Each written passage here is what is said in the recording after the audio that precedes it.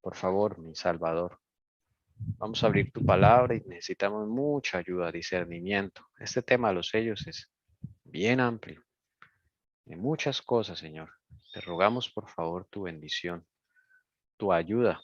Concédenos esa dirección, concédenos esa paciencia, para no queremos avanzar sin que algo quede bien entendido. A mí particularmente concédeme, bueno, el poder moderar adecuadamente, Señor Jesús, ser instrumento tuyo, pero que el estudio sea bien repartido en todos los que han abierto tu palabra esta semana con este tema que tú has dejado, Señor. Gracias, Señor Jesús, en tu precioso y divino nombre. Amén, Señor Jesús. Bueno, hermanos, Amén. pues vamos a hacer lo siguiente. Vamos primero a ver el primero y segundo sello. El Señor ha reunido al equipo de La Verdad os hará libres, a saber, Elcira, Paola y Esteban, para poder reajustar, ¿ok? Según la luz que nos está mostrando el Señor. Habíamos repartido alguna bibliografía para que leyéramos. Pues aparte de la Biblia, las fuentes para estudiar está el Conflicto de los Siglos capítulo 2, Dones Espirituales tomo 1 capítulo 17, que en realidad es el mismo Conflicto de los Siglos, Daniel y Apocalipsis de Urias Smith y las dos repúblicas del hermano A.T. Jones. Entonces la vez pasada como que nos gustó, nos enfocamos en las dos repúblicas, cual es un libro maravilloso y creo yo que la mano del Señor estuvo ahí, pero dejamos de lado Daniel y Apocalipsis de Urias Smith, dejamos de lado el Conflicto de los Siglos, capítulo 2. Entonces, pues toca engranarlo todo, hermanos, porque sí, toca engranarlo todo. Entonces ya hemos explorado un poquito de cada uno.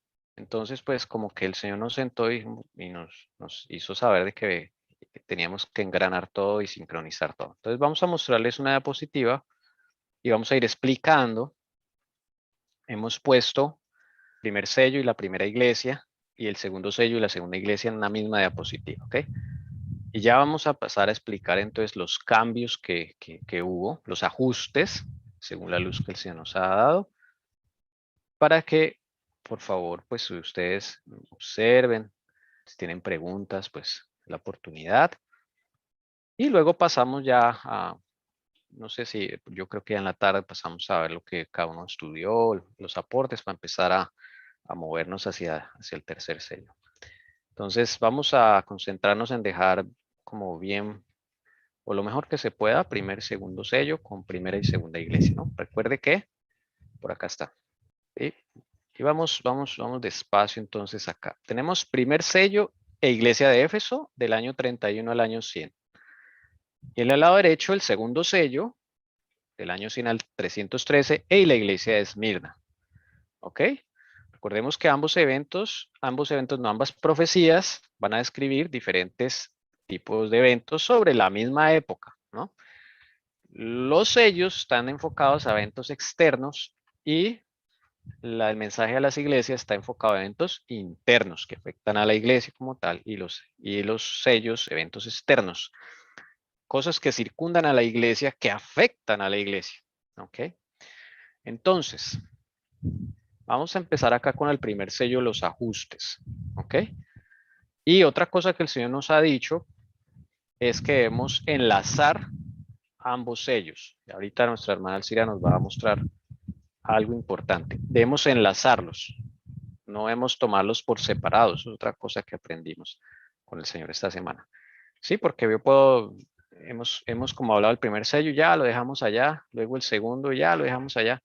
Entonces no hay una consistencia, ¿sí? No hay una consistencia. Por ejemplo, les voy a mostrar un ejemplo. Mire. La vez pasada quedamos en que el caballo del segundo sello era la guerra. ¿Se acuerdan? La guerra, ¿no? Y de persecución de 4 fuentes diferentes. Eso quedamos al fin. Pero cuando uno ve el primer caballo, no, es el evangelio puro. Entonces, no hay consistencia porque el caballo tiene que ser lo mismo. ¿Sí me hago entender? Aquí había, esta es la diapositiva del primer sello, sí señora. También lo otro es como para que entendamos un poco que de pronto eso se dio porque pues hasta el momento solo íbamos con el estudio de A.T. Jones, ¿no? Y el por qué es importante tener los 3 estudios para poderlos engranar, ¿no? Claro. Entonces ustedes saben que la verdad va en aumento, la luz va en aumento, poco a poco. 2 errores hemos cometido siempre como cristianos. 1, que la luz no aumenta, sino que la que nos dieron esa es y hasta ahí llegó. Primer error, que no aumenta la luz. Y segundo error, que la verdad solamente está en una sola fuente, o en un solo pastor, o en un solo grupo. Resulta que no, el Señor la difunde a través de varios agentes, varias fuentes, y al lector le corresponde engranarlas. ¿Sí se entiende eso, hermano, lo que estamos queriendo decir? Con la ayuda del Espíritu. Con la ayuda del Espíritu Santo, claro, no solo es imposible, ¿no? Es imposible. El Espíritu Santo, cuando nos ponemos en sus manos, pues nos va guiando y vamos engranando, ¿sí? Entonces, ¿por qué? Porque yo podríamos decir, no, es que, a ver, ¿dónde está la bibliografía? Por acá, acá está. No, es que yo vi en el conflicto de los siglos tal cosa y así es, hermano. Bueno, listo, está bien.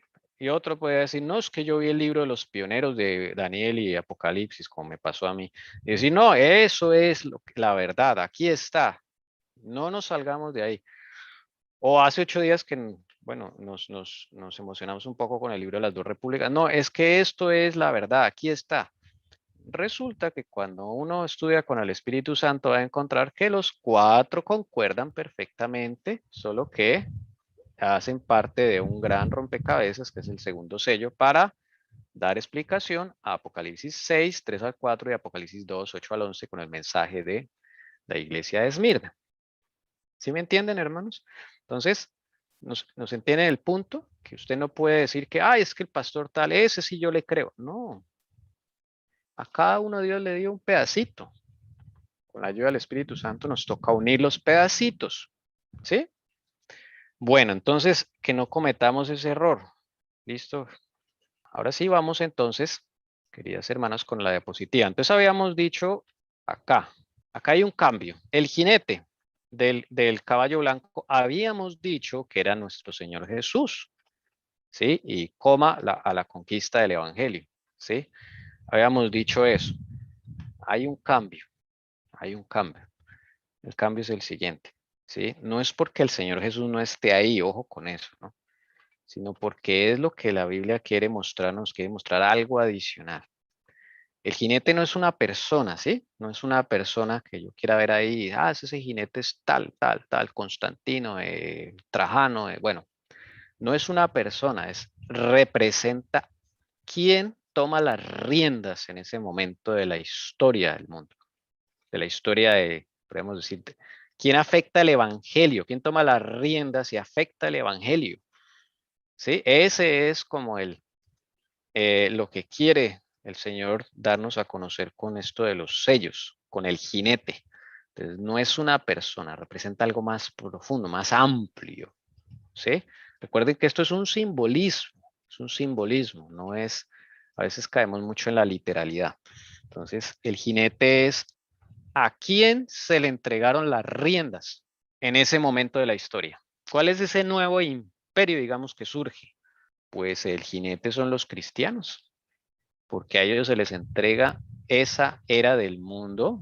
No es que no existan las otras eras, sino que ellos trastornan al mundo, como lo dice por ahí un texto. Es el nuevo reino de Cristo aquí en la tierra y ellos toman la rienda del evangelio. No sé si me falta decir algo, hermana. Yo lo que digo es que como Jesús cumplió como su ministerio acá, ¿cierto? En la tierra, pues él no podía seguir acá porque su ministerio seguía en el cielo. Sin embargo, él comisionó sus discípulos, que serían sus apóstoles, para efectivamente montar, llamémoslo así, como su imperio, que iría a pelear contra el paganismo en ese momento, ¿no? Que ahí empieza realmente el conflicto, llamemos porque va contra Roma imperial. Entonces, los comisionados son, llamemos en un comienzo, pues el Señor llama a los apóstoles, pero no se queda solo con ellos, porque son semilla. Así que, ¿quiénes son? Los cristianos. Desde ahí se empiezan a llamar como cristianos. Amén. Hermanas, ¿se entiende por qué ese jinete ahí nos representa a Jesús? Obvio que Jesús va intrínseco, o sea, está ahí porque para eso Está ahí. es su espíritu. Y él está en el cielo, recién intronizado, empieza su obra como, sí, sumo sacerdote del santuario, en el lugar santo, empieza su obra, pero el caballo se lo da en la tierra a su pueblo, los cristianos de esa época. Le da las riendas del evangelio. Tommy, hay algo que dice la hermana Helen White, no recuerdo dónde, que los ángeles quisieran hacer esta obra, ¿no? Sí, Pero le fue, digamos, comisionada a nosotros, al hombre. Dios quiso trabajar con nosotros y por eso Dios llama a 12 hombres. Y todo tiene una simbología, ¿para qué? Para formar su pueblo, su reino. Acuérdese del reino de Cristo. Entonces, también está el reino de Satanás. Entonces empieza la guerra, no quiere decir que antes no hubo guerra, pero pues llamémoslo de aquí en adelante, ¿no? es una nueva era, una nueva etapa de guerra porque ya es con el evangelio de Cristo. Hechos 17:6. Al no encontrarlos, arrastraron a Jasón y a algunos de los hermanos ante las autoridades de la ciudad. No han encontrado, me imagino que los discípulos. Gritando, esos que han trastornado al mundo han venido acá también. O sea, la fama tan increíble. Esos que han trastornado al mundo, mire cómo los llamaban, porque así fue. Trastornaron al mundo. ¿Mm? Y dice acá, y Jasón los ha recibido y todos ellos actúan contra los decretos del César. O sea, para ellos el César, recuerden que era la encarnación del Estado, la Dios. máxima divinidad, era el Dios de ellos, ¿sí? Y ellos están diciendo que es que hay otro rey, Jesús.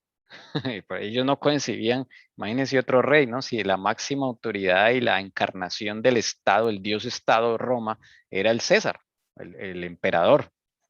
Y alborotaron a la multitud y a las autoridades de la ciudad que oían esto.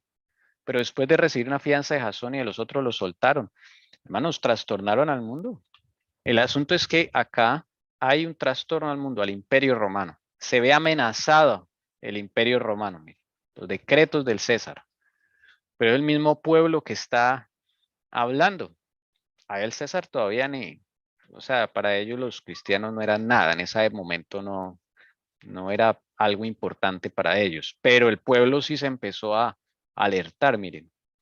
¿Sí? Se empezó a alertar. Entonces, ellos sí tenían el caballo blanco, ¿ven? El caballo representaba esa conquista del imperio romano con el evangelio. Ese jinete son los cristianos.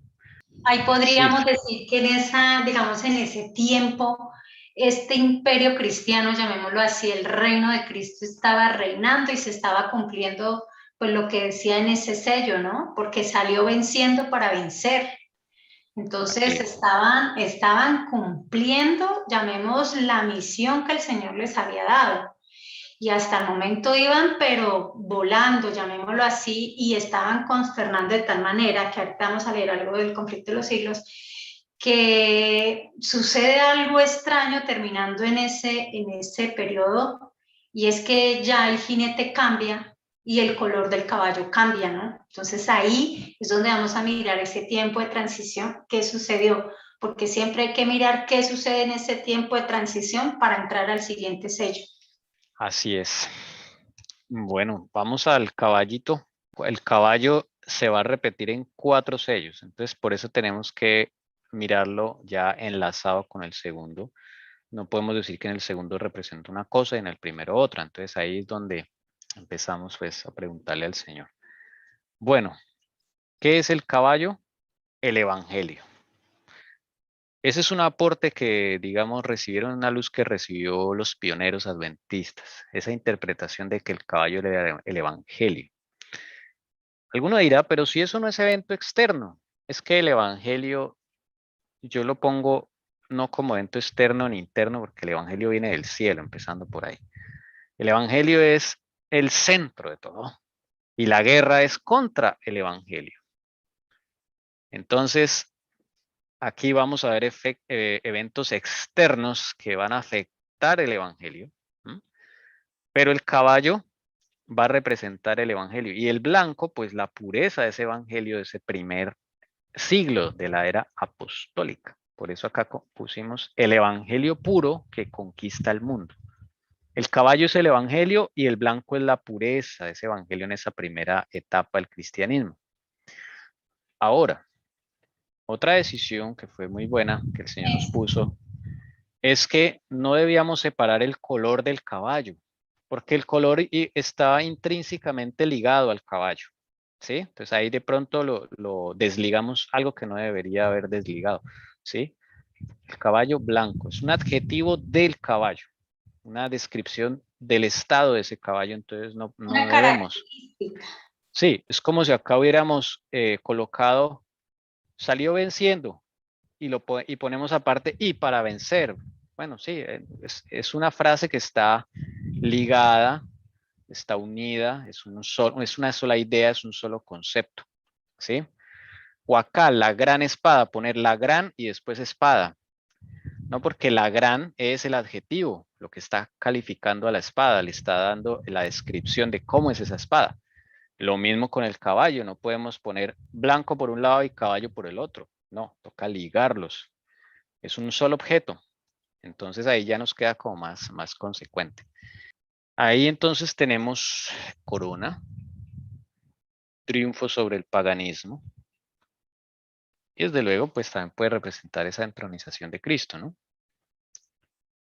Triunfo sobre el paganismo porque el evangelio afecta al paganismo, el imperio romano.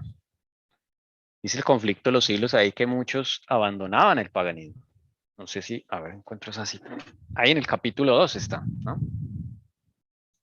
Que muchos que sí los atribulaban, los perseguían, pero eso se volvía semilla para otros que aceptaban el evangelio de salvación. Y hasta los empleados del mismo emperador llegaron a convertirse en cristianos. Eso pasó ahí en la época de Nerón. A eso nos referimos con el triunfo sobre el paganismo. Aquí tenemos un problema con el arco, pienso yo, porque si el jinete ya son los cristianos, entonces el arco, pues, no sé, ¿qué dicen ustedes? Yo creo que el arco y las flechas también van juntas, ¿no? Arco y flechas. Bueno, podría ser. ¿Por qué no? Claro. No sé, hay otra idea. A mí me surgió la idea de que el arco podría ser el Espíritu Santo, pero pues no tengo sustento bíblico ni nada. Ya son ocurrencias. La conquista. Bueno, el arco es como un instrumento. Sí, eso iba a decir, el arco es como un instrumento y la flecha es la que sale, ¿no? Mm, Como Por que le hace acepto. empuje. Uno sin el otro no funciona, ¿no? Es lo que venía explicando Tommy. Claro, porque un arco solo, pues, no sirve para nada, ¿no? Y las flechas así nomás, pues, difícilmente pueden usar. Sí, Sirven de adorno. sí, es verdad. Eso tiene que ir unido. Además que en el sello no se dice que hay flechas, ¿no? Explícitamente, pero pues uno deduce, recuerde acá, Apocalipsis 6, mire acá está. El que estaba montado en él tenía un arco. Pues desde luego uno dice, pues el arco solo no sirve para nada, ¿no? Pues, tiene que tener flechas, ¿sí o no? Es una deducción, aunque no está Pero no explícitamente, estaba ahí intrínsecamente, sí, sí es cierto. sí, no ¿Ves? está. Sí, se supone que está la aljaba ahí con las flechitas, ¿no? Porque si no, ¿para qué sirve el arco? Bueno, Yo tengo escrito por aquí, dice que Elena de White en su libro de Evangelismo dice que nosotros lanzamos las flechas y el Espíritu Santo dirige las flechas al corazón de los que creen. Pero uy, no escribí en la página. está bueno ese, pues no sé. Bueno, Pero no sé. mi pregunta es, ¿eso es eventos externos? ¿Me puedes devolver al arco y las flechas, por fin? Sí, ya. Arco y flechas, pongamos como afectación político-social del Evangelio a Roma imperial. Los emperadores se ven afectados. Ahí escribimos algunos, Nerón, Domiciano, Agripa. Bueno, Agripa no fue emperador. Aparece en la Biblia como un gobernador local. Es que recordemos que los eventos externos es lo que, digamos, rodea, es el contexto político social que envuelve a la iglesia. Entonces, esa parte para tenerla clara es la parte política, social, todo esto de lo que envuelve a la iglesia. Entonces, yo sé que aquí, digamos, hubo triunfo sobre el paganismo, porque venía venciendo para vencer. Pero ya acá llamemos para que tengamos en cuenta la parte espiritual, eso que dijo Leo, yo no sé si más bien debería ser acá en la iglesia de Éfeso. Sí, también. El Espíritu Santo. Podría ser acá, aunque no sé dónde poner el Espíritu. Ah, en los candelabros está, mira. Aquí Y está el eso te iba Espíritu a Santo. decir, sí. Y en la Ahí persona, está. ahí está, es que eso ya. Sí, Pero ahí bueno, está. bueno ese texto, porque sería bueno conseguirlo y dejarlo ahí, ¿no? El que Si dijo. lo puedes conseguir, lo podemos poner acá. Para tener una referencia, sí. Sí. Bueno, entonces listo. Y salió venciendo y para vencer, pues yo creo que sí estamos ya con poder porque Cristo venció en la cruz. Los apóstoles también vencerían, podríamos decir. Es que ahí estaban venciendo el paganismo, por eso viene a desarrollarse cosas y Satanás empieza a tratar de hacer una transición con la iglesia, ¿no? Porque estaba como perdiendo. El reino del enemigo se ve amenazado. Esa es la amenazado. Y él empieza ahí a tribular. Primero no coge a los emperadores ni nada de eso, porque la iglesia era una minoría y no era importante para Roma, pero coge a los judíos, por ejemplo. Después del año 70, ahí sí, el primer emperador que se fija en ellos es Don Nerón, año 56, bueno, el 64 es donde se empieza a fijar ahí porque empieza el martirio, por lo menos en la ciudad de Roma, aunque no fue, la persecución por Nerón no fue en todo el imperio, eso hay que aclararlo. Eso era una demostración de lo que vendría en el segundo sello, una pequeña, digamos, a nivel de ciudad. Después Domiciano y Trajano es el último emperador de ese sello, ¿ok? Trajano, para que lo tengamos en cuenta. Es el último emperador de ese sello. Bueno, ya ese que quedaría el primer sello. La iglesia de Éfeso, ese el Señor nos hizo estudiarla bastante. Yo creo que podemos mirar a ver si hay alguna inconsistencia, pero yo creo que está bien hasta donde yo vi. Conozco tus obras, eso lo han visto. 7, perfección, plenitud. Estrellas son los ministros, ya sean ángeles o humanos. La mano derecha es el lado de la fe, un aporte de la hermana Paola. Los candelabros, el aceite es el Espíritu Santo, los candelabros, ahí está. Los que se dice ser apóstoles, judíos y cristianos de nombre. Tienes perseverancia, la humildad, la verdad y la justicia de esa iglesia, que representaban las características del Señor Jesús. El problema es que su primer amor se estaba apagando, entonces dice acá en una iglesia que no toleraban las falsas doctrinas, conservaban la verdad, era una iglesia victoriosa, probaban los espíritus. Ese era el primer amor. No, yo Tony, creo que me equivoqué ahí. eh, Esto es como acá, porque es que abajo está lo del primer amor. Mire, esto es así. Si no estoy mal, mire, porque acá has dejado tu primer amor. Eso ya se refiere a, no era una apostasía, no es un alejamiento del evangelio, es una disminución del amor. Creo que ahora sí, yo me equivoqué ahí. Todo esto hace parte de que tienes perseverancia, sí, sí, sí, ¿cierto? sí. Listo. Acá lo que dice, los que dicen ser apóstoles, ahí es donde se empieza a ver, en esa parte el Señor ya empieza a mirarle, pues la exalta y todo, pero empieza a verles como esa infiltración, esa puerta que ellos empiezan a abrir, ¿no? Y empieza a Sí, verse como la transición en la parte espiritual del pueblo para poder llegar a ser Esmirna. Sí, como fueron sí. empezando a abrir puertas, Es el poquito a intento poco. que hace el enemigo para... Pero mira que, a ver, pero porque es que la iglesia de Éfeso dice, revisemos un momentico, la palabra dice acá, has sometido a prueba a los que se dicen ser apóstoles y no lo son y los has hallado mentirosos. O sea, el enemigo ya estaba Ahí, intentando. sí, pero estaba intentando, pero ahí van bien. O sea, todas esas son las características buenas, pero ya le dice, pero, cuando dice pero, ahí encontró algo el Señor. Sí, hay algo ahí que no. Ok. Afortunadamente ellos venían bien y es cuando el Señor de pronto nos exhorta, nos llama la atención, oye, tú estás haciendo esto, pero estoy encontrando esto en ti y el peligro nos puede llevar a... Claro. Advertencia. Listo. Ah, listo. Y los nicolaitas, bueno, ya eso lo aportamos, los gnósticos, un tal Nicolás, también otra versión. Bueno, los que tomaban en la gracia del Señor, no la aplicaban correctamente, entonces eran licenciosos, lujuriosos, todo eso. Tommy, y Sí, hermanos, aquí estamos empezando a ver algo que se va a ver más en el segundo sello y en la iglesia de Esmirna. Es para que podamos ir leyendo esta transición, que se empieza a ver una mezcla entre fieles e infieles, pero aquí es muy leve. Y como no tenía tanta fuerza, pues por eso vamos a encontrar cosas a la cual Satanás se dedica totalmente, sin querer decir que esta mezcla, ¿sí? Esa mezcla de fieles e infieles ya se estaba haciendo presente. es que aquí la iglesia de Éfeso los pone a prueba, o sea, los resiste, ¿cierto? En la segunda ya les abrieron la puerta, podríamos decir.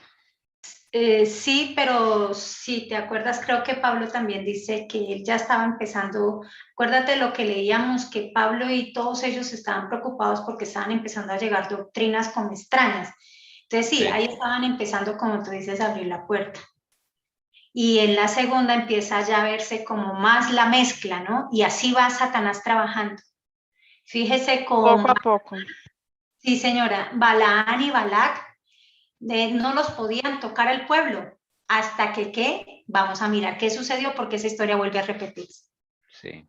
Pero Ahí. si te parece, Ujú. podemos buscar el conflicto de los siglos para que veamos que la hermana Helen White nos hablaba de esta transición. Eso está en el capítulo 2 del conflicto de los siglos. Cuando uno va leyendo, hay que leer, uno le gustaría que pudiera empezar a leer y entender todo tan literal, que es lo que la hermana nos está diciendo.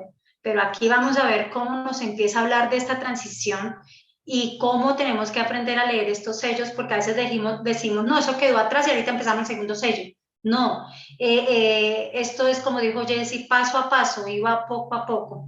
Y vamos acá donde dice, vanos eran los esfuerzos de Satanás. Listo. Vanos eran los esfuerzos de Satanás para destruir la iglesia de Cristo por medio de la violencia. La gran lucha en que los discípulos de Jesús entregaban la vida no cesaba cuando estos fieles portaestandartes caían en su puesto. Triunfaban por su derrota. Los siervos de Dios eran sacrificados, pero su obra seguía siendo adelante. El evangelio cundía más y más y el número de sus adherentes iba en aumento. Alcanzó hasta las regiones inaccesibles para las águilas de Roma. Dijo un cristiano reconviniendo a los jefes paganos que atizaban la persecución: atormentadnos, condenadnos, desmenuzadnos, que vuestra maldad es la prueba de nuestra inocencia. De nada os vale vuestra crueldad. No era más que una instigación más poderosa para atraer a otros a su fe. Más somos cuanto derraméis más sangre, que la sangre de los cristianos es semilla. Tertuliano, Apología, párrafo 50. Gracias. Ahí vemos qué encontramos, hermanos. ¿Cómo encontramos esa transición? Pues fácil es que yo lo diga, pero la idea es que podamos entender un poco. Acuérdense de los que estamos hablando de que el primer sello no quedó allá atrás. Ahora vemos pues esa lucha de los discípulos, ¿no? Cómo entregaban la vida, no, todo lo que pasaron y como ellos tuvieron que llegar a todos esos sitios y no les interesaba lo que fuera adelante, ellos con esa fe iban y ellos como con ese fin de trabajar, de hacer su tarea lo mejor que pudiera, pasara lo que pasara. Y eso mismo pues es una enseñanza para nosotros. A veces nos falta esa fe, ¿no?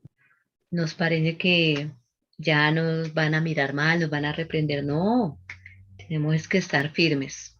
Ese poder lo da el Espíritu Santo, ¿verdad, mamá? Aquí Satanás se vio como chasqueado, la verdad. porque él pensó que con la amenaza de sangre y muerte y todo eso y persecución y bueno, los discípulos, los cristianos se iban a echar para atrás o se iban a desanimar o iban a decir, no, eso no se puede, esto está muy difícil. No, todo lo contrario. Entre más perseguía, eso quedaba como testimonio para otros que estaban viendo esa persecución. Pablo es ejemplo de eso. Pablo es ejemplo de eso. Pablo, ¿quién era? Saulo de Tarso, un tipo perseguidor a morir de los cristianos. ¿Y qué pasa? Cuando empieza él como el Señor lo empieza a inquietarlo, cuando apedrean a Esteban enfrente de él y ponen la ropa de Esteban a los pies de Saulo. Ahí el Señor empieza a inquietarlo y a partir de ese momento él se va a Damasco y es cuando tiene su encuentro con el Señor Jesús. Y se convierte, pasa de ser perseguidor a perseguido. Y el ejemplo de Pablo se repitió en muchos, muchos más. Eso es lo que está sucediendo ahí. Bueno, yo quisiera que miráramos algo, hermanos, cuando dice la gran lucha en que los discípulos de Jesús se entregaban la vida, no cesaba cuando estos fieles portaestandartes caían en su puesto. Entonces podemos ver que no simplemente aquí está la transición, que porque los apóstoles murieron, no quedaron discípulos fieles delante del Señor, ¿sí? Entonces podemos ver acá cómo prácticamente esa lucha, como lo estábamos mirando ahorita en la diapositiva que Tommy tenía, de Nerón y toda esta gente, eso empezó ahí, pero continúa. No podemos decir acá solo hasta cuando Tommy nos mostró un tiempo que hubo de paz, ¿no? Y ahí es donde frena, pero porque se tenía que construir iglesias. Pero aquí podemos ver cómo continúa esa persecución metiéndose hasta el segundo sello. ¿Y por qué podemos ver el segundo sello? Que eso es lo que ahorita Tommy nos va a explicar, pero podemos ver que la hermana en este párrafo o en este capítulo, no, yo lo llamo párrafo, en este párrafo podemos encontrar que ella nos está llevando al segundo sello, porque aquí abajo ella continúa hablando de todo lo que les estaba pasando a los cristianos, los discípulos, digamos, imperio o reino que el Señor levantó con sus apóstoles y discípulos, continúa y pues los siguen atormentando y todo, pero podemos ver aquí ya la final que dice, no era más que una instigación más poderosa para atraer a otros a su fe, más somos, aquí habla, más somos cuanto derramáis más sangre, que la sangre de los cristianos es semilla. Entonces podemos continuar viendo y por eso cuando leíamos esto, que esto pertenece al segundo sello, es cuando vemos que el color del caballo empieza a cambiar. Venía con una gran lucha, venían firme, venían conquistando, pero como dijo Tommy, Satanás aquí ya se ve chasqueado y ve la necesidad de ¿qué? De cambiar de estrategia y es aquí donde aparece el segundo sello. Entonces, si quiere, podemos ver la diapositiva que Tommy tiene y él explica esa parte. Yo ahorita doy un texto acá. Bueno, entonces al segundo sello. O sea, el primer sello, a ver, hermana Alcira, es que estaba meditando a ver si entendí bien. El primer sello había persecución, ¿cierto? Estamos de acuerdo todos en eso. Sí, como tú lo tienes acá, Nerón, Domiciano, Trajano, y sería bueno que Jessy aportara también lo que habló referente a Trajano ahorita. Entonces, hay una afectación en el imperio desde Nerón, que la hermana White dice que la persecución empezó con Nerón, está en el conflicto de los siglos, capítulo 2. Y luego entonces se va a proyectar al segundo sello. Entonces el segundo sello sale otro caballo y esta vez el caballo cambia de color. Desde luego lo monta alguien, hay un jinete. A ese jinete se le da el quitar la paz de la tierra. Vamos a leerlo de la Biblia, yo creo, porque hay que irlo a la Biblia directamente, como lo dice allí. Dice, cuando abrió el segundo sello, oía al segundo ser viviente que decía, ven. Entonces salió otro caballo rojo y al que estaba montado en él se le concedió quitar la paz de la tierra. y que los hombres se mataran unos a otros, y se le dio una gran espada. ¿Okay? Al que está montado es el jinete. Entonces aquí está, perdón, 7, acá está. El segundo sello, entonces, el jinete, pues va a ser ahora quien toma las riendas y va a afectar al cristianismo. Y esta es a afectar al cristianismo en esa época, que está representada por la iglesia de Esmirna. Es aquí cuando la Roma imperial empieza a ejercer influencia, ¿sí? Se le dan las riendas. Hubo una primera demostración con Nerón, pero no fue en todo el imperio y duró poquito, gracias al Señor. Pero ya desde ese momento se veía lo que el enemigo iba a hacer más fuerte, el derramamiento de sangre. Y por eso ese jinete toma las riendas de ese nuevo caballo, bueno, ese caballo que ahora es rojo. Hay un cambio en ese color. Y acá colocamos lo siguiente: el evangelio se tiñe de rojo por 2 factores. El caballo sigue siendo el evangelio, noten.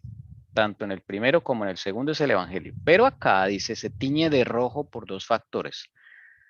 El primer factor es el derramamiento de sangre cristiana. Y el segundo factor es la influencia del paganismo en la iglesia. Ahora el enemigo tiene 2, digámoslo así, 2 armas de amenaza contra la iglesia del Señor, contra el caballo blanco, diría yo, porque el caballo blanco no desapareció, ¿no? Ya que acá dice, entonces salió otro Sí, señor. caballo, a hacerle frente al blanco que quedó allá. Entonces, claro, se le da ese momento al enemigo y empieza a tomar control del evangelio.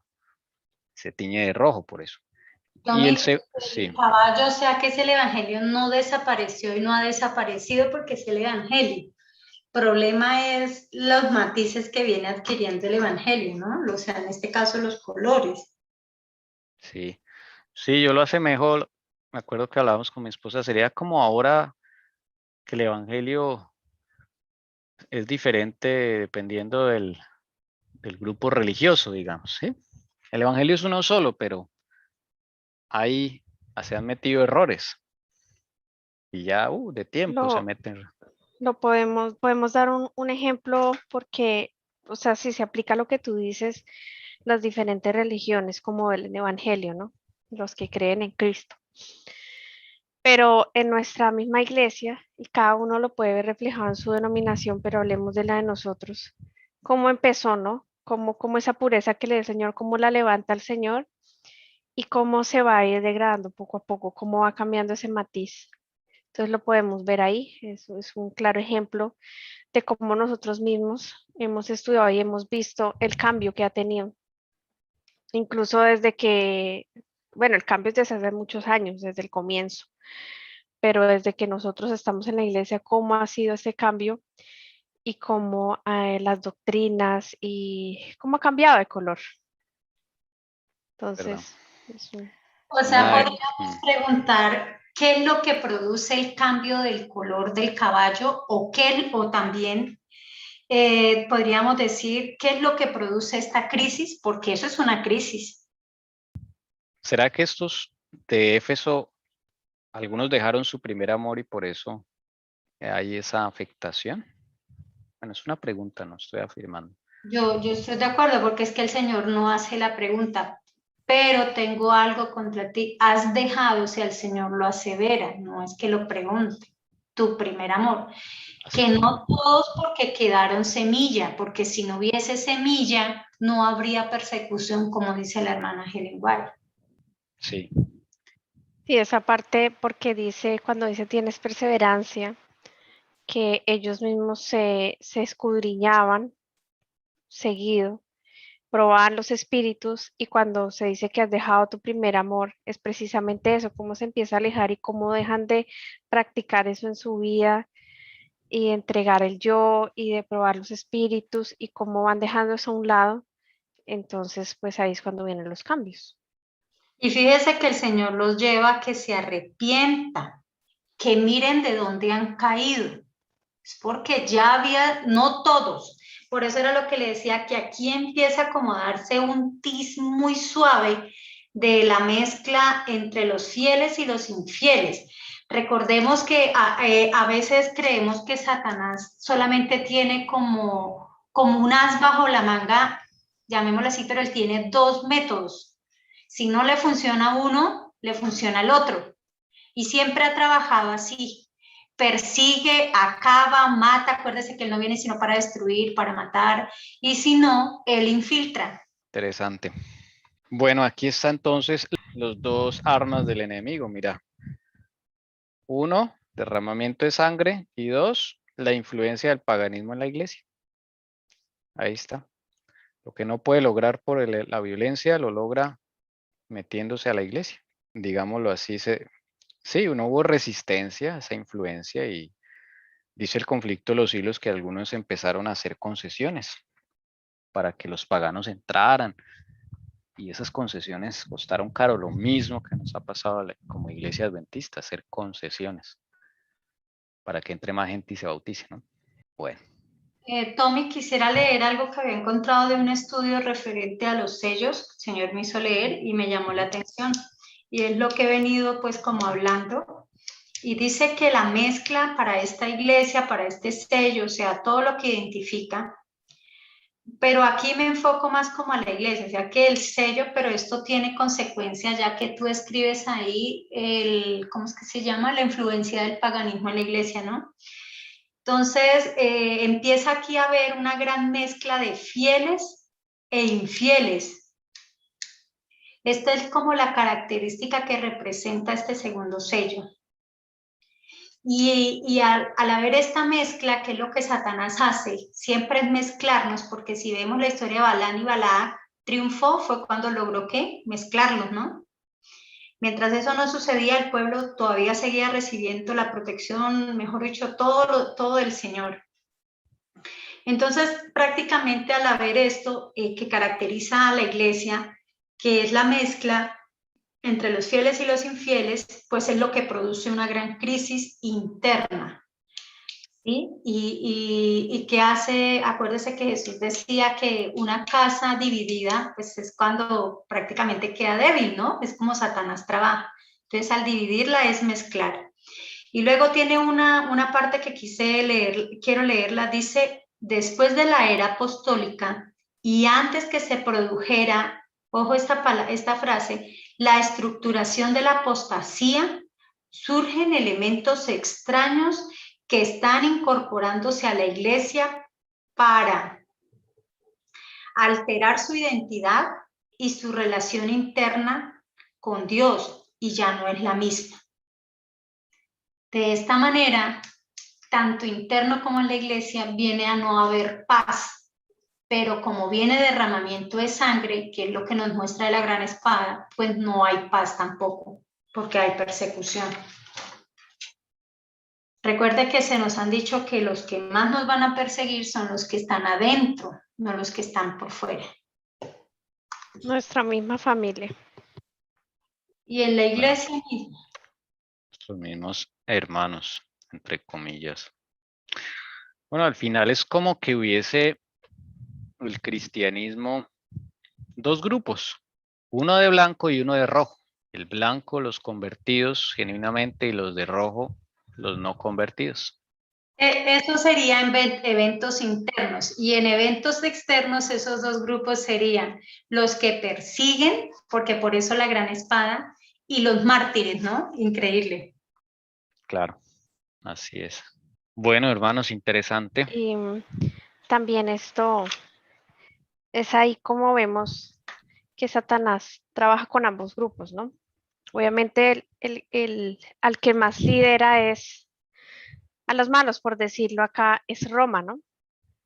Entonces ahí es cuando yo veía y analizaba. Claro, Satanás siempre pone la semilla y eso va dando fruto, ¿no? Por sí solo. Pero él hace sus refuerzos y en la transición del primero al segundo sello sigue haciendo sus refuerzos para también afectar a Roma, ¿no? Que pasen a un nivel de decadencia peor al que estaban para que también cosas que ellos no hacían ahora van a hacer en la parte del gobierno, en la parte del comercio, todo eso de deshonestidad, aumente toda la sensualidad, todo lo que Satanás sabe cómo degradar al ser humano más, y empieza también a estresarlos por otro lado, a mandar guerras, y eso va a repercutir a la persecución de los cristianos después, porque ya no están en la misma condición en que estaban en el primer sello. En esa transición, Satanás también va haciendo cosas para preparar al perseguidor, que en este caso va a ser Roma, y también sus habitantes, se suman más. Entonces, preparar todo un espíritu, porque sabemos que ya la persecución en el segundo sello ya es a otro nivel, ¿no? Va aumentando. Entonces, es muy importante también ver esa decadencia y cómo empieza Satanás a preparar todo con los romanos. Claro, ¿Este Satanás sabe de su sería tiempo. el tiempo de la transición de que tú hablas, de Trajano? Sí, sí, porque Trajano empieza desde el año 98 hasta el 117. Entonces estamos hablando que empieza a finales del primer sello y principios del segundo. Entonces es una transición. Ahí está. Trajano es el que vive esa transición. Claro, el enemigo empieza a listar, desde el primer sello empieza a listar el segundo, porque yo imagino que él estudió esto cuando se escribió el Apocalipsis, él fue el primero que lo estudió. Me imagino que diría, uy, me van a dar mi tiempo. Además que el tiempo del paganismo, pues estaba establecido, ¿no? Entonces él, yo creo que empieza a alistar todo desde el primer sello y el segundo ya empieza con todo, ¿no? Tommy, pero ese tiempo tiene que verlo con lo que tú decías un día, y lo digo acá en esta parte, cuando el problema radica es por culpa de la iglesia, ha dejado su primer amor. Entonces, eso hace que se generen consecuencias para la iglesia. Claro, Se abrieron puertas. como en 1888, el mundo cambió desde 1888 por la decisión de la iglesia. Ahí entró la evolución, entró el espiritismo, entró con fuerza después de 1888, eso fue, mejor dicho, empezaron a abrir la puerta. Y cuando se mueren los pioneros y la hermana White se muere, el mundo ahí sí, mejor dicho, eso como otra etapa, es otro tiempo que se le da al enemigo. Él lo empieza a listar desde antes, pero ahí vemos los frutos, ¿no? Las decisiones. Y por eso, digamos, en este segundo sello dice, y salió otro caballo bermejo al que lo montaba le fue dado poder de quitar de la tierra la paz. Sí, El tiempo que tú estás hablando que se le claro. concede. Y Pero es por que, eso ha pasado algo y cambió el claro, color del caballo. claro. Y es que el Imperio Romano, la época en que más paz tuvo, fue en la época del primer emperador, llamado César Augusto. No sé si quieran que les comparta un poquitico de eso, que es bien interesante, mire. Sí, sí, por favor. Ah, mira, aquí está. El mandato de Augusto inició una era ¿de qué? De paz relativa, conocida como la paz romana o paz augusta por el emperador Augusto, en su honor. Sí, salvo por las constantes guerras fronterizas y con la excepción de una guerra civil de sucesión imperial que duró un año, la sociedad del Mediterráneo gozó de un ambiente pacífico durante más de 2 siglos. De igual forma, Augusto expandió el Imperio Romano asegurando en el proceso sus fronteras mediante la subordinación a Roma de las regiones circundantes. Además, celebró un acuerdo de paz con el Imperio, perdona, eso pasó acá, el Imperio Parto, el más poderoso de sus vecinos. Por la vía diplomática reformó el sistema tributario romano, desarrolló redes de caminos que contaban con un sistema oficial de mensajería, estableció un ejército permanente, así como un pequeño cuerpo de marina, creó la Guardia Pretoriana junto a fuerzas policiales de seguridad, tanto para mantener el orden como para combatir los incendios en Roma. Resulta destacable añadir que gran parte de la ciudad se reconstruyó bajo su reinado. Entonces, y uno dice, ¿cuándo él es considerado el mejor emperador de toda Roma? ¿Y cuándo estuvo? Mire, sorpresa. Del 27 antes de Cristo al 14 después de Cristo. O sea que cuando nace el Señor Jesús, Él es quien se le permitió gobernar. porque Jesús vino a traer paz al mundo. Y se necesitaba un ambiente de paz para predicar su mensaje. Eso Interesante. era lo que te iba a decir. O sea que Jesús llegó en este tiempo de paz, ¿cierto? O sea, es lo En que, este tiempo de o paz. sea que yo pensando ahorita los eventos turbulentos de ahora, yo digo, ¿dónde aplica que se casaban, se daban en casamiento? No, porque no es un tiempo de paz, un tiempo de angustia previo, lo que estamos viendo. Claro. Tendría que haber un tiempo de paz para predicar el mensaje, digo yo, ¿no? Bueno, el Señor nos dirá. Sí, creo.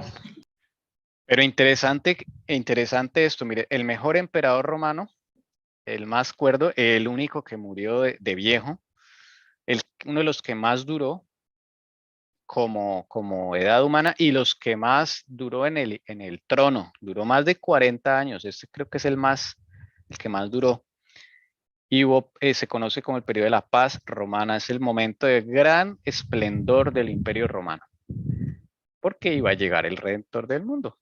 Y curioso que en un escrito que tiene la Revión Herald, de una conversación que tuvo Jesús con Pilatos, Jesús le dice a Pilatos esto: yo llegué a traer paz a la tierra. Cuando yo llegué, había paz, dijo él. Así le decía a Poncio Pilato. Bueno, ahí en la Revión General está eso, que es bien interesante. Entonces, cuando se acaba esta paz, o sea, se va el Redentor, en el 14 empiezan a aparecer otros emperadores, ya no son con el mismo espíritu de César Augusto, y empieza la degradación. Creo que eso es lo que estaba diciendo mi esposa. Empieza la degradación porque, claro, el enemigo tiene que degradarlos para que se vuelvan más malos contra la iglesia y puedan ser feroces perseguidores. César Augusto no perseguía. Él era amigo del orden y la paz. Él no perseguía a nadie. Pero los otros sí llegaron, o sea, bien terribles, terribles. Hasta Trajano. Y Trajano es el que vive esa decadencia moral en todo sentido. Tommy, me gustaría, no sé si podemos mirar una parte referente a que cuando vemos el caballo rojo hay que mirar dónde encontramos ese rojo y el por qué nosotros pues dijimos, y no solo nosotros, no, que se tiñe de rojo, que es el derramamiento de sangre. Y eso lo encontramos en un pasaje bíblico. Entonces, si es posible, lo podemos mirar. Sí, vamos a ver Apocalipsis 17, 4 al 6. La Sí, mujer señor. ramera. Sí, señor. Aquí está. 4 al 6. A ver, hermana Ana Milena.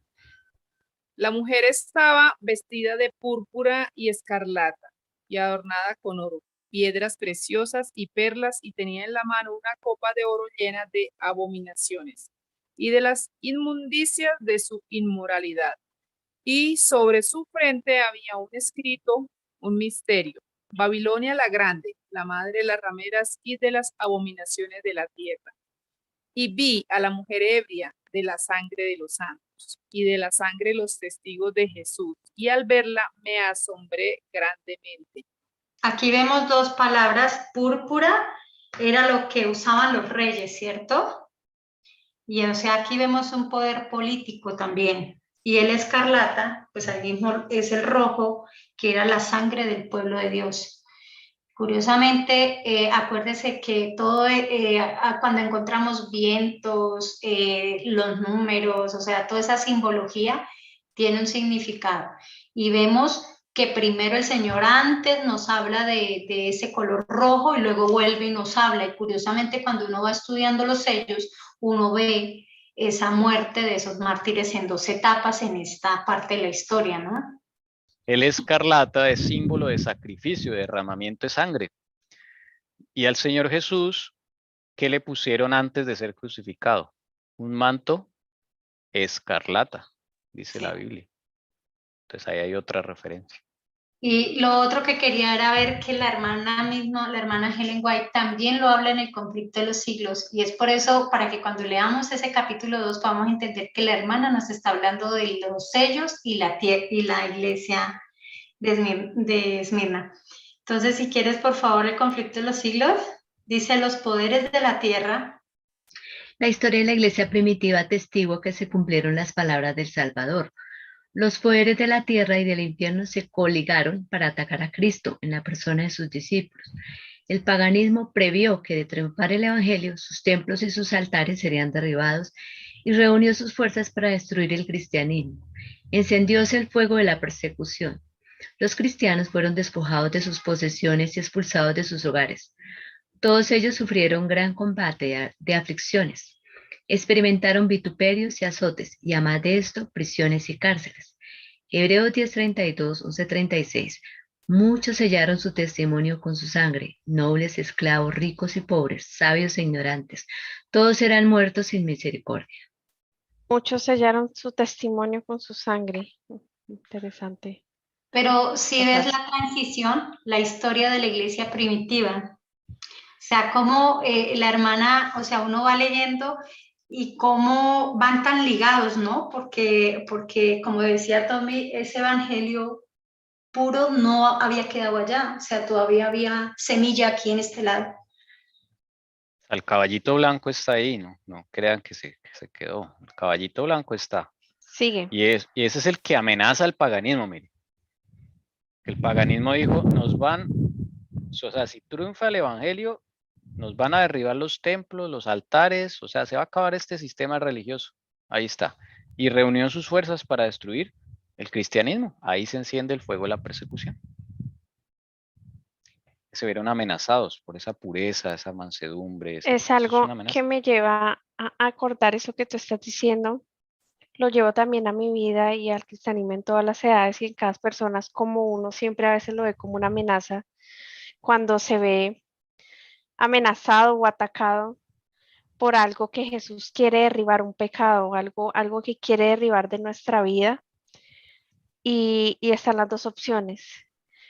O le haces frente y con el Señor Jesús derribas eso, o vas en contra, ¿no? Entonces siempre el Evangelio va a causar eso. Y claro, por supuesto que en Roma pues causó algo terrible, pero a nuestra vida me hace reflexionar eso, como siempre el Evangelio puro, el que siempre ha estado, el verdadero, confronta al ser humano, al pecador. Sí. Y por O, supuesto a ellos los confronta y en todas las costumbres que tenían, pues uno no tiene esas costumbres paganas tan exageradas, pero tiene otras, pero cómo los enfrentó a eso que no querían dejar y que era su modo de vida. sí. O Acá eres yo, perseguidor o eres perseguido.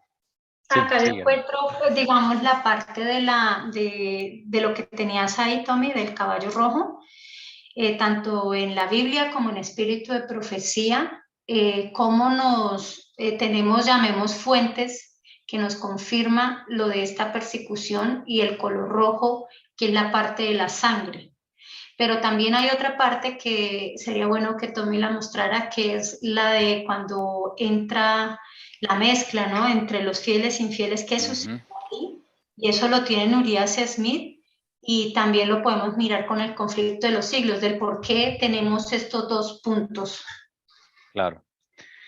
Bueno, acá es el segundo factor de por qué se tiñe de rojo el evangelio, es la influencia del paganismo en ese evangelio. O sea, las ideas, las doctrinas que se empiezan a mezclar, el gnosticismo de estos nicolaitas, ¿sí? Que se empieza a infiltrar, hace que ese evangelio ya no sea puro.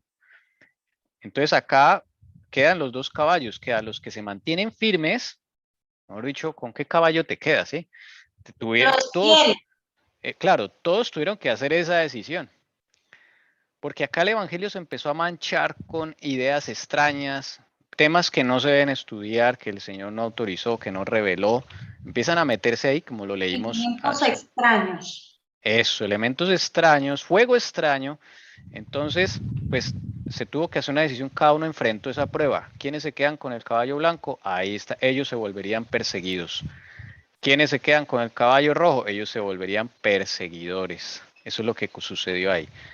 Dice el libro de Urias Smith, acá está. Tal vez la primera característica notable en estos símbolos es el contraste en el color de los caballos. Esto sin duda se diseñó así con el fin de tener un significado. Si los dos testigos del primer caballo notaban la pureza del evangelio en el periodo que abarca ese símbolo, el rojo del segundo caballo significaría que en ese periodo esa pureza original comenzó a corromperse. Noten que acá dice, también habla de transición, comenzó a corromperse ese evangelio. Y él explica que el misterio de la iniquidad ya obraba en los tiempos de Pablo y parece ser que la profesa iglesia de Cristo estaba tan corrompida por este misterio de iniquidad como para requerir este cambio en el color del símbolo.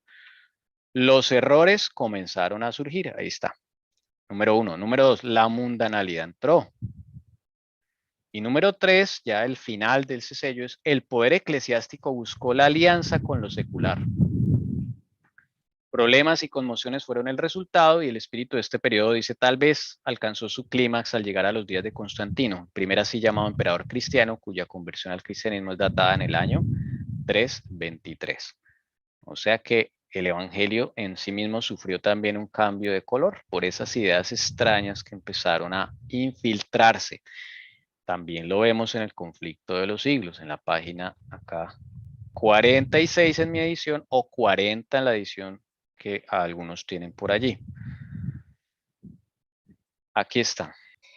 En vista de esto, Satanás se propuso oponerse con más éxito al gobierno de Dios, implantando su bandera en la iglesia cristiana. Si podía engañar a los discípulos de Cristo e inducirlos a ofender a Dios, decaerían su resistencia, su fuerza y su estabilidad, y ellos mismos vendrían a ser presa fácil. Tommy, qué pena, te puedes adelantar una parte porque cuando dice en vista de esto, ¿de qué? ¿Sí? Sí, es eso mismo que quería, porque en vista de qué.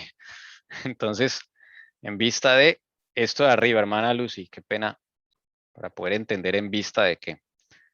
Miles de cristianos eran encarcelados y muertos, pero otros los reemplazaban. Y los que sufrían el martirio por su fe quedaban asegurados para Cristo y tenidos por Él como conquistadores. Habían peleado la buena batalla y recibirían la corona de gloria cuando Cristo viniese. Los padecimientos unían a los cristianos unos con otros y con su Redentor.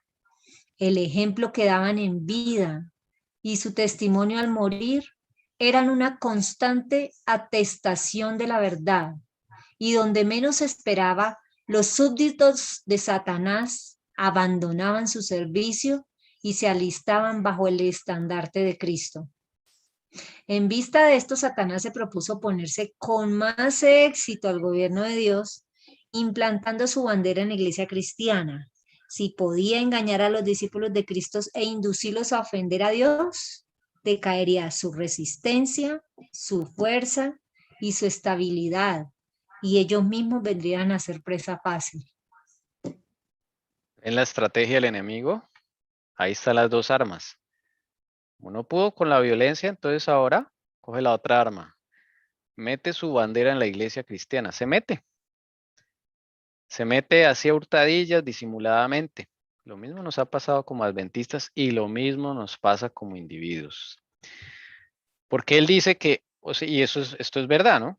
Si engaña a los discípulos, los induce a ofender a Dios, ahí está el asunto. El ofender a Dios es la clave para él poder entrar. Cuando yo me desconecto de la fuente, que es el Señor, cuando quebranto la ley de él, decae mi resistencia, mi fuerza y estabilidad. Eso nos pasa. Y nos convertimos en presa fácil. Y el siguiente, hermana Lucy, el 46.3. Tommy, pensaría Sí. que no son el siguiente. Bueno, seguir leyendo porque esto es clave para poder entender qué sucedió ahí. El gran 46. adversario se esforzó entonces por obtener con artificios lo que no consiguiera por la violencia. Cesó la persecución y la reemplazaron las peligrosas seducciones de la prosperidad temporal y del honor mundano. Ahí están las dos. Los idólatras fueron inducidos a aceptar parte de la fe cristiana, al par que rechazaban otras verdades esenciales. Profesaban aceptar a Jesús como Hijo de Dios y creer en su muerte y en su resurrección, pero no eran convencidos de pecado, ni sentían necesidad de arrepentirse o de cambiar su corazón. Habiendo hecho algunas concesiones, propusieron que los cristianos hicieran las suyas para que todos pudiesen unirse en el terreno común de la fe en Cristo. Sí, hermana, como dijo usted, mira, ahí están las dos herramientas que usa él, ¿no? Violencia y sus seducciones. ¿Ve? Usa los momentos de prosperidad, honor, todo eso para desviarnos de la protección de Dios. Se empezaron a rechazar verdades esenciales, mira. ¿Sí? Y esto que sucede hoy, muy común. Solo basta con creer en Jesús, su muerte y su resurrección. Ya, somos salvos, ¿no? Pero no, dice acá, no Parece eran. a la doctrina de Balaam. Sí, no hay un convencimiento del pecado, Sí. no se siente necesidad de arrepentimiento, de cambiar de corazón. O sea, cuando nos sentimos satisfechos, somos de ese grupo. Cuando nos sentimos satisfechos con nuestra relación con Dios, con nuestro corazón, con el carácter que tenemos, eso, somos de ese grupo. ¿Ven? Entonces, Él nos engaña con esto. Y ahí es cuando empezamos a rechazar esas verdades esenciales. Y dice acá, habiendo hecho algunas concesiones, ¿quiénes? Los cristianos, perdón, los paganos, sí, hicieron unas concesiones. Propusieron que los cristianos hicieran las suyas para que todos pudiesen unirse en el terreno común de la fe en Cristo. Ese es el gran peligro. Para meter almas a la iglesia, para bautizar gente, hacer concesiones. Ahí está la puerta que se abre. Yo pensaría que Señora. más y la puerta que se abre, en los siguientes dos párrafos podemos ver cómo la hermana nos explica la mezcla de los fieles e infieles, que es lo que conlleva una gran crisis interna dentro de la iglesia. Sí, vamos a leerlo. La iglesia se vio entonces en gravísimo peligro y en comparación con él, la cárcel, las torturas, el fuego y la espada eran bendiciones. Algunos cristianos permanecieron firmes, declarando que no podían transigir. Otros se declararon dispuestos a ceder o a modificar en algunos puntos su confesión de fe y a unirse con los que habían aceptado parte del cristianismo, insistiendo en que ello podría llevarlos a una conversión completa. Fue un tiempo de profunda angustia para los verdaderos discípulos de Cristo. Bajo el manto de un cristianismo falso, Satanás se introducía en la iglesia para corromper la fe de los creyentes y apartarlos de la palabra de verdad. Tremendo esto, hermanos, porque es que es lo que pasa hoy, ¿no? O sea, o te quedas en el caballo blanco o te montas en el caballo rojo. ¿Sí, Natán? Los que se mantuvieron firmes, acá, dice acá, algunos permanecieron firmes. No podemos tolerar eso, esos cambios. Quedaron en el caballo blanco. Otros dijeron, no, bueno, sí, para que los paganos se entren, mire que se están convirtiendo, pero no era conversión, era de nombre nomás, cristianismo. ¿Ok? Sí, entonces ellos se declararon, estuvieron dispuestos a ceder. Ellos entraron en el caballo rojo. ¿Sí ven? Eso, claro, genera angustia. Ahí dice, para que los verdaderos discípulos, claro, genera una angustia. Mira, se nos está Una cayendo gran crisis. una crisis. Y yo diría, hay derramamiento de sangre porque el evangelio puro, que es para salvación, ahora se convierte en un engaño, para matar gente, ya no por la espada, sino para hacerla perder la vida eterna. O sea que también está relacionado con la sangre. Bueno. Siguiente párrafo, Tommy, es importante ya. Sí, 47.1. Hermana Lucy, ayúdanos a terminar con esto, por favor. La mayoría de los cristianos consintieron al fin en arriar su bandera y se realizó la unión del cristianismo con el paganismo. Aunque los adoradores de los ídolos profesaban haberse convertido y unido con la iglesia, Seguían aferrándose a su idolatría y solo habían cambiado los objetos de su culto por imágenes de Jesús y hasta de María y de los santos. La levadura de la idolatría introducida de ese modo en la iglesia prosiguió su funesta obra. Doctrinas falsas, ritos supersticiosos y ceremonias idolátricas se incorporaron en la fe y en el culto cristiano. Al unirse los discípulos de Cristo con los idólatras, la religión cristiana se corrompió y la iglesia perdió su pureza y su fuerza. Hubo, sin embargo, creyentes que no se dejaron extraviar por esos engaños y adorando solo a Dios, se mantuvieron fieles al autor de la verdad. Interesante, ¿no, hermanos?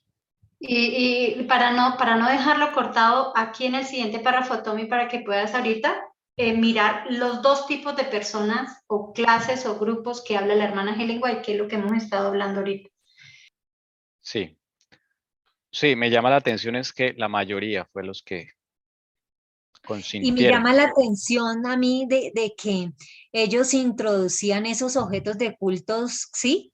Con imágenes de Jesús, ¿no? Claro, Y porque ellos adoraban a, digamos, a Júpiter. Entonces dijeron, bueno, este se parece a Jesús, démosle la forma de Jesús. Y le Sí. cambiamos el nombre de Júpiter por Jesús. Y a esta que se llama Atenea, cambiémosle por el de María, que es la mamá de Jesús. O sea, ¿sí ven cómo se adapta todo? Y se corrompe el evangelio. Pero Es una- gracias a Dios dice que hubo creyentes, ¿no? Que no se dejaron extraviar. Ese es el remanente. La hermana habla de eso. Sí. Ese es el remanente que se quedó en el caballito blanco. Lastimosamente la mayoría se fueron al rojo. Y terminemos entonces con el otro. Entre los que profesan el cristianismo ha habido siempre dos categorías de personas. La de los que estudian la vida del Salvador y se afanan por corregir sus defectos y asemejarse al que es nuestro modelo, y la de aquellos que rehuyen las verdades sencillas y prácticas que ponen de manifiesto sus errores. Aún en sus mejores tiempos, la iglesia no contó exclusivamente con fieles verdaderos, puros y sinceros.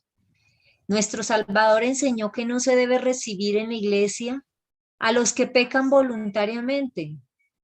No obstante, unió consigo mismo a hombres de carácter defectuoso y les concedió el beneficio de sus enseñanzas y de su ejemplo, para que tuviesen oportunidad de ver sus faltas y enmendarlas. Entre los 12 apóstoles hubo un traidor. Judas fue aceptado, no a causa de los defectos de su carácter, sino a pesar de ellos. Estuvo unido con los discípulos para que por la instrucción y el ejemplo de Cristo aprendiese lo que constituye el carácter cristiano y así pudiese ver sus errores, arrepentirse y con la ayuda de la gracia divina purificar su alma obedeciendo a la verdad. Pero Judas no anduvo en aquella luz que tan misericordiosamente le iluminó. Antes bien, abandonándose al pecado, atrajo las tentaciones de Satanás. Los malos rasgos de su carácter llegaron a predominar. Entregó su mente al dominio de las potestades tenebrosas. Se airó cuando sus faltas fueron reprendidas y fue inducido a cometer el espantoso crimen de vender a su maestro. Así también obran todos los que acarician el mal mientras hacen profesión de piedad y aborrecen a quienes les perturban la paz, condenando su vida de pecado. Como Judas, en cuanto se les presente la oportunidad, traicionarán a los que para su bien les ha amonestado. Es muy fuerte esto. Dos grupos. Ahí Fieles está. e infieles. Y eso es lo que produce una gran crisis interna como iglesia. Sí. Vemos estos dos grupos hoy día. Ya lo hice. Los fieles, los que estudian la vida del Salvador y se afanan por corregir sus defectos y asemejarse al que es nuestro modelo, ese es un grupo. Y el otro grupo, los que rehuyen las verdades sencillas y prácticas que ponen de manifiesto sus errores, los infieles. Bueno, hoy diría que algunos no saben que están en el segundo grupo. Algunos, por lo menos yo durante mucho tiempo pensé que era el del primer grupo, pero estuve en el segundo. Las verdades sencillas. Examinémonos si nuestro afán, porque es que acá dice una palabra muy clave, hermanos, afán. ¿Usted qué le afana? ¿Qué es lo que habla diariamente? Desde que se levanta hasta que se acuesta. ¿Cuál es su mayor preocupación? ¿Mm? Ahí nos medimos. Su mayor Dice, preocupación es esta. Hay que ver en Corregir cuál los grupo defectos. estamos todavía. ¿Ve? como dice la palabra, que no hay que preocuparse por qué comeremos, qué beberemos, qué vestiremos, dónde está nuestra preocupación. Y más en Sí. uno que en los demás también, en nuestra condición. Yo pienso que lo que decía Tommy, el peligro está a veces en que uno se cree estar en un grupo y está en otro. Pero bendito sea y alabado sea el Señor, que a pesar de que tenemos nuestros defectos que hay que corregir, alabemos y alegrémonos en el Señor que nos haya mostrado en qué condición estamos. Ese es el segundo punto del por qué el caballo rojo, ¿no? Ahí están los dos puntos. Ahí están los dos puntos. Bueno, es el caballo que usó el enemigo para tratar de acabar la iglesia. Ese caballito blanco que quedó allá guardadito, pero ahí quedó. Bendito sea el Señor. Y Bueno, ese hermanos. caballito también, Tommy, ese caballito blanco, así como el caballo rojo, es el que también quita la paz, ¿no? Claro. Perturba el caballo blanco. Perturba cuando, sí, claro, ese caballo blanco es la pureza, la mansedumbre, humildad de Cristo, en contraste con nuestro carácter de rebelión. Bueno, entonces quedamos ahí, seguimos con este pedazo de acá y con la iglesia de Esmirna. Bien. Oremos. Padre eterno, Padre amado, perfecto eres, Señor, puro eres. Y tu Hijo, que diste, Señor, para que muriera por nosotros, para que viviera tantas cosas tan duras, Padre Celestial, y entendiera por lo que iban a pasar muchas personas de su pueblo. Por ese evangelio, Señor, que Jesús vino a enseñar a esta tierra, el evangelio puro y sin mancha. Señor Santo, Señor Jesús, queremos que pongas en nuestro corazón, en nuestra mente, en nuestro entendimiento, ese evangelio puro. Que tu espíritu more en nuestros corazones, en nuestra vida, para poder tener esa firmeza y conservar ese evangelio puro, esa verdad, pese a lo que pase, como en esa época, en tantas persecuciones, Señor, ellos la defendieron. No fueron ellos, Señor, fuiste tú, por medio de ellos. Gracias porque si confiamos en ti, Jesús, todo esto nos demuestra que tú no falles. Tú estás al control de todo, Señor Santo. Y el galardón es muy, muy alto, Señor, muy hermoso, muy maravilloso para lo que hay que pasar en esta tierra, sea lo que nos toque a cada uno de nosotros, para los que vivieron, Señor, los mártires. Tú los apoyaste, Señor Santo. Y es maravilloso ver cómo has mantenido, Señor, a pesar de tanta maldad, tanto pecado y las artimañas de Satanás, cómo tú sigues al control y sigues sosteniendo al remanente. Y queremos ser parte de ese remanente. Señor Santo, ayúdanos, dirígenos, Que en este Shabbat, Señor, podamos agradarte, podamos aprender de ti, tú nos puedas aclarar nuestra mente, enseñar y fortalecernos, Señor.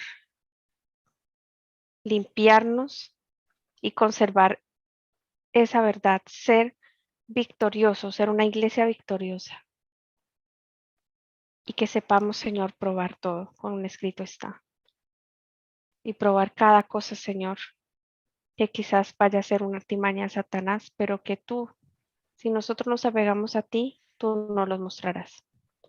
Gracias, Señor mío. Te pido por cada una de las personas en YouTube y en Zoom que estamos aquí, por cada una de sus familias. Y que podamos seguir en este Shabbat, agradarte, alabarte, meditar en tu palabra. Y, Señor mío, escudriñar nuestra vida. Amén. En tu nombre santo te lo pido, Jesús. Amén. Amén. Amén.